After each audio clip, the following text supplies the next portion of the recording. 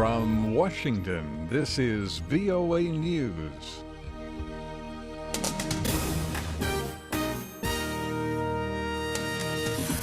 I'm Dave DeForrest reporting. The White House says the Iraqi military mission to take back Ramadi from Islamic State clearly indicates that Iraqis have the will to fight. The operation began Tuesday, 2 weeks after Iraqi troops fled from Ramadi. Iraqi Prime Minister Haider al-Abadi told the BBC Ramadi will be retaken in days and that he has confidence in the ability of Iraqi forces. Hundreds of Russian warplanes and thousands of troops began a major military exercise Tuesday, coinciding with Arctic maneuvers by NATO forces. The two exercises come at a time of increased tensions between Russia and the West. Defense Minister Sergey Shoigu said Russia has committed 12,000 troops, up to 250 military jets, and hundreds of other weapons to this week's tactical exercises. Russian exercises stretch from the Volga River to Siberia and are due to last 3 days. Heavy gunfire and explosions rocked a neighborhood of Afghanistan's capital, Kabul, on Tuesday. The target of the attack was not immediately clear, but security officials said it appeared to be a guest house in the Wazir Abakar Khan district, which is home to several embassies and government buildings. No group has yet claimed responsibility. At least 37 people are dead after the Islamist group Boko Haram attacked a town in northeastern Nigeria. Gunmen attacked the Borno state town of Gubbio late Sunday, setting off gun battles with security forces that lasted through the night. A reporter for VOA says more than 400 houses, government buildings, and schools were burned down in the attack, and that dozens of cars and motorcycles were set on fire. This is VOA News.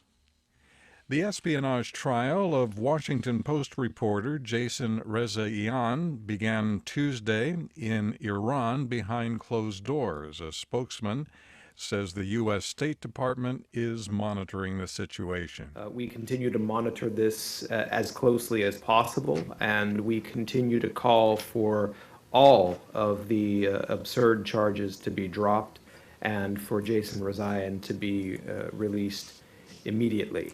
Jason's brother Ali says his brother faces charges that include espionage, propaganda against the country, and collaborating with hostile powers.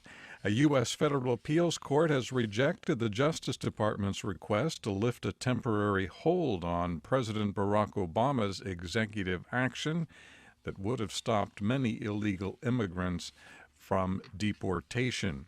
A United Nations brokered peace conference for Yemen has been postponed. That move came after Yemen's president said Houthi rebels are not meeting demands for withdrawal.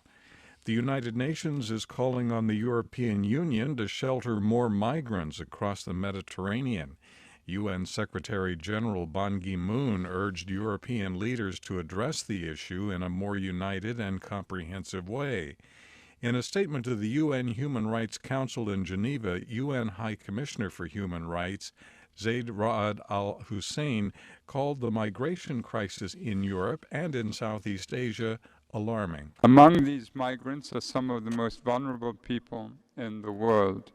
A more humane, less mean-spirited response to their plight would be more worthy of member states of the United Nations. Al-Hussein said the human rights of the migrants are of paramount concern and should become a top priority. Police in Kenya say an officer was killed and several others wounded when suspected al-Shabaab militants attacked a police patrol near the border with Somalia. Officials say the attacks began late Monday when a police vehicle hit a landmine near the village of Yumbis.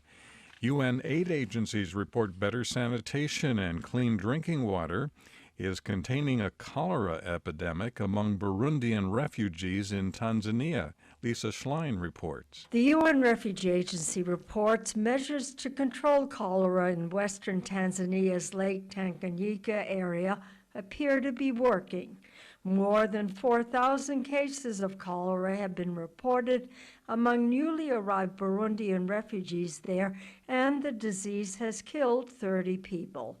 The epidemic peaked 2 weeks ago at 915 cases, but since then it has subsided to around 100 cases a day.